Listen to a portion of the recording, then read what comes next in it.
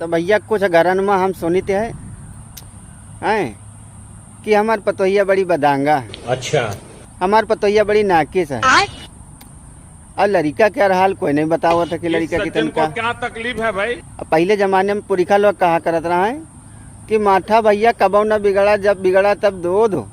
अब घर की पतोहा है कबो नहीं बिगड़ी, जब बिगड़ा तब पूछ। कारण नरेंद्र मोदी। तो 100 लड़का में कम से कम 50 लड़का तो हमका गड़बड़े लागत। अच्छा ठीक है। अब 50 नहीं 75%, 25 कहूँ नीक लड़का मिली, और नहीं तो कोनो दरुहा होई, कोनो जुआरी होई, कोनो छिनार होई, कोनो झगड़ेलू होई, और कोनो चोर होई।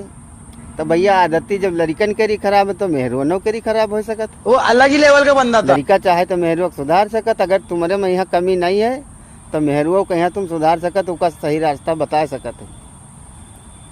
तो भैया सब पतवाही गड़बड़ नहीं होती।